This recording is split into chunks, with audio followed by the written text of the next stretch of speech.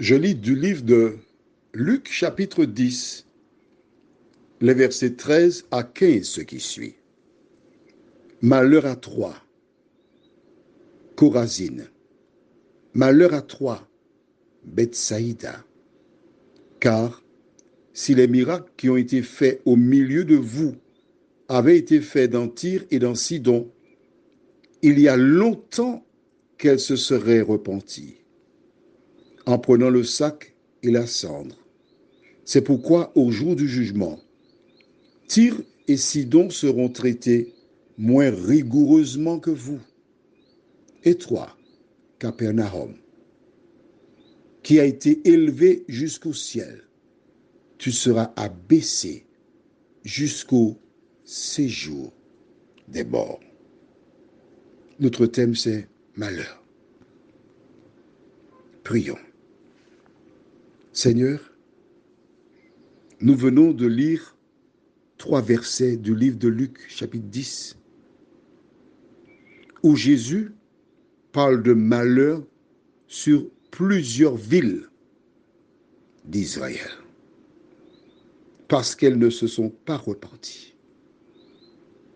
Éternel, aide-nous à comprendre et à faire le bon choix, nous t'en prions. Au nom de Jésus, pour ta gloire éternelle. Amen. Nous ne savons pas ce qui s'est passé à Chorazine, Bethsaïda et autres. Pourquoi? Parce que si Jésus annonce le malheur sur ces villes, passe. Pourquoi? Le verset 13, la fin du verset 13 déclare « Il y a longtemps qu'elle se serait repentie en prenant le sac et la cendre. » Alors, je voudrais t'inviter à voir quelque chose.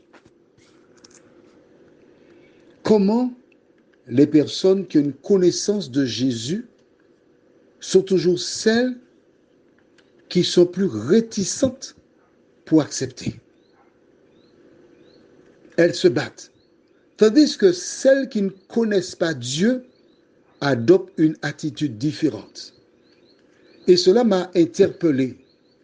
Car lorsqu'on est habitué avec quelque chose, on n'a pas la même attitude, le même regard. On estime que bon, ce n'est pas important. On n'a pas la même rigueur. En revanche, les personnes qui ne connaissent pas et qui voient la puissance de Dieu n'ont aucune difficulté à accepter le Christ. À cet effet, je vais prendre avec toi le livre de Jonas. Chapitre 1er, et je lirai à partir du verset 4. Jonas est parti dans une autre direction, contraire à la demande de Dieu. Et pendant qu'il s'est embarqué sur un bateau, couché au fond, la Bible déclare, l'Éternel fit souffler sur la mer un vent impétueux. Et il s'éleva sur la mer une grande tempête. Le navire menaçait de faire naufrage. Les mariniers eurent peur. Ils implorèrent chacun leur Dieu et ils jetèrent dans la mer les objets qui étaient sur le navire, afin de se le rendre plus léger. Jonas descendit au fond du navire, se coucha et s'endormit profondément. Il n'est pas concerné. Il dort. Le bateau est en train de tanguer, mais lui, il dort. Exactement comme les hommes juste avant le retour de Jésus. La Bible déclare, tout s'endormir, inconsciente de ce qui se passait. Le pilote s'approcha de lui et lui dit, « Pourquoi dors-tu? Lève-toi, évoque ton Dieu. Peut-être voudra-t-il penser à nous et nous ne périrons pas. » Voici un capitaine, qu'on va dire un païen, qui pose une question à Jonas, mais comment peux-tu dormir dans une situation où nous sommes en train de périr? Et nous nous arrêtons ici. Comment est-ce possible? Avec tout ce qui se passe actuellement dans le monde, comment toi qui te dis chrétien, peux-tu vivre comme les gens du monde? Que fais-tu pour dire à tes parents, à tes amis, que la fin du monde est proche? Tu vis comme eux. Tu te contentes de regarder, d'attendre. Dieu, Jésus, prononça le malheur sur ces villes parce qu'elles ne se sont pas repenties.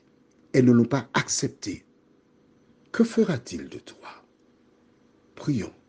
Seigneur, nous sommes heureux de savoir que l'évangile n'est pas pour sauver les hommes, mais bien pour servir de témoignage. Nous sommes heureux de savoir que tu invites les hommes à réfléchir sur leur comportement, à te choisir pendant qu'il est encore temps. Car seuls ceux qui ont fait la paix avec toi hériteront la vie éternelle. Merci Seigneur de nous parler. Merci d'utiliser tout ce qui est nécessaire pour nous convaincre. Nous t'en prions au nom de Jésus et pour ta gloire éternelle. Amen. Je te souhaite une bonne nuit.